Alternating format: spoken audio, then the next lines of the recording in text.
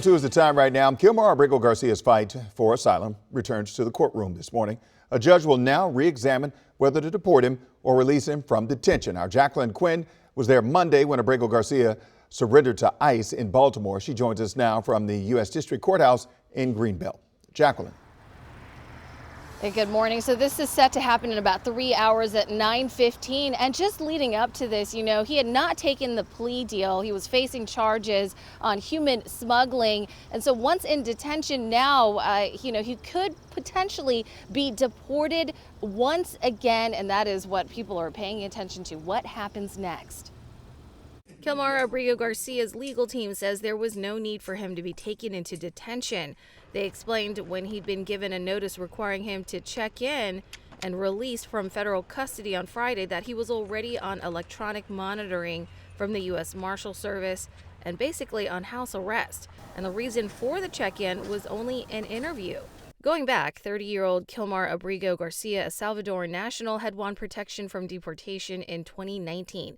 But in March of this year, he was wrongfully deported anyway and imprisoned, an act federal judges later condemned as lawless.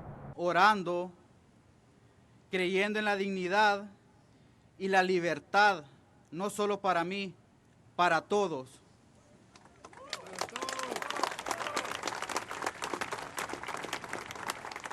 Promise me that you will continue to pray, continue to fight, resist, and love, not just for me, but for everybody.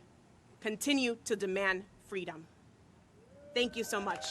Ábrego Garcia was ordered back to the U.S. in June, where he then faced federal human smuggling charges tied to a 2022 traffic stop in Tennessee involving 9 passengers. His lawyers call those charges retaliatory prosecution.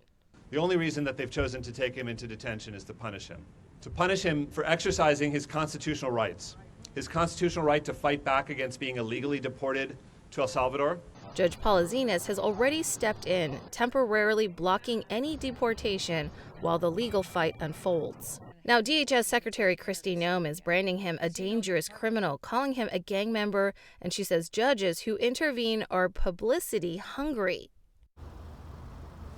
Now, Ábrego Garcia could potentially be deported to Uganda. That's an East African country where he would not have legal status or legal protections. And once again, he could also then be moved again back to El Salvador. For now, I'll send it back to you guys.